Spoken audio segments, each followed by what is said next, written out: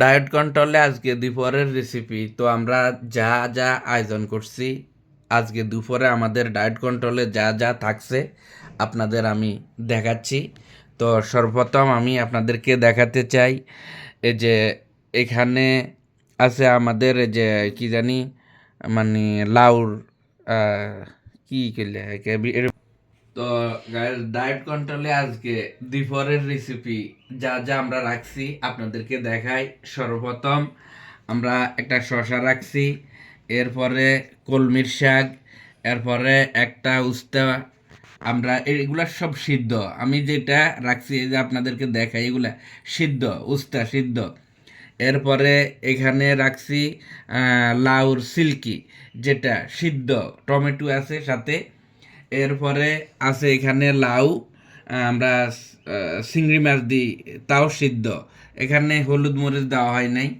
এরপরে আছে ডাল যেটা সিদ্ধ, হলুদ মরিচ দেওয়া হয় নাই।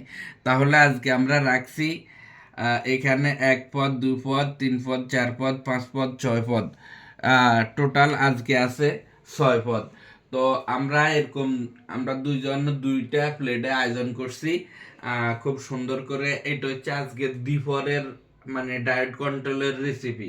তো আমি আপনাদেরকে বলতেছি এখানে আমরা যে জিনিসগুলা আজকে দুপুরে খাওয়ার জন্য আয়োজন করছি কোনোটার মধ্যে মরিচ এবং হলুদ দেওয়া হয় নাই। এর কারণ হচ্ছে মরিচ এবং হলুদ যদি তরকারির মধ্যে দেওয়া হয় তাহলে ক্ষুধা লাগে, অর্থাৎ মরিচ হলুদের কারণে ক্ষুধা লাগে বেশি। যখন আপনার ক্ষুধা লাগবে বেশি তখন আপনি বারবার খাইতে মন চাইবো, যেটা আপনার ডায়েট কন্ট্রোলে ব্যাঘাত ঘটাবো, হয়তো আপনি মানে ডায়েট কন্ট্রোল করতে পারবেন না। তাই আমি মানে আমরা যে আইটেমগুলা করতেছি এটা হচ্ছে অল্প খরচে ডায়েট কন্ট্রোল করা আর কি। ডায়েট কন্ট্রোল যদি জেনুয়েল ভাবে মানে করতে চায় তাহলে আপেল, কমলা, খেজুর, এটা এটা আর অনেক কিছু লাগে। তো এই যে ব্যয়বহুল খরচ এটা আমরা কভার করতে পারবো না। তাই আমরা সাধারণ একটা পরিবেশে মানে ঘরের মধ্যে হাতের নাগালে যা আছে তা অল্প খরচের মধ্যে ডায়েট কন্ট্রোল করতে যা যা লাগে সেগুলো আমি আপনাদেরকে দেখাচ্ছি।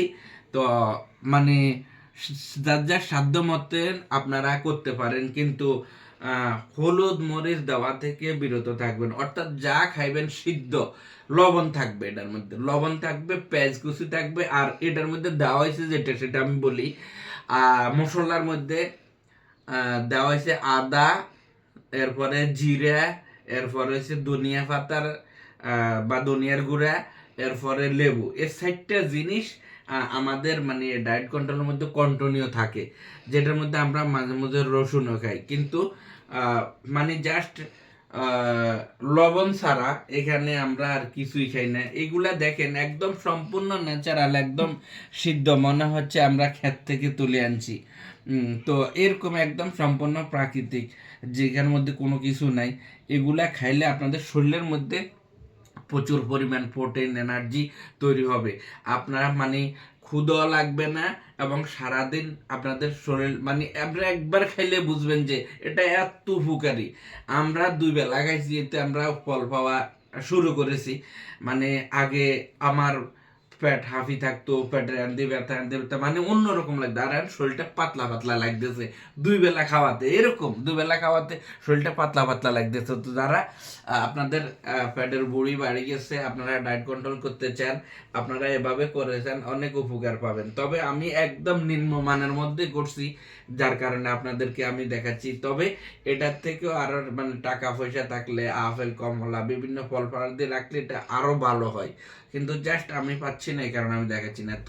তো আপেল কমলা দিয়ে যেভাবে করা হয় সেটা আপনাদেরকে আমরা দেখাবো। মানে যেটা পয়সা আলা, যাদের টাকা বেশি, টাকা পয়সার অভাব নেই তারা করে, তো সেটা কিভাবে করে সেটা আপনাদেরকে আমি দেখাবো। আজকে এ পর্যন্ত। আমাদের ভিডিওটা যদি ভালো লাগে অবশ্যই লাইক দিয়ে যাবেন, আর আমাদের চ্যানেলটা সাবস্ক্রাইব করতে ভুলবেন না। আজকে এ পর্যন্ত, সবাই ভালো থাকবেন, আল্লাহ হাফেজ।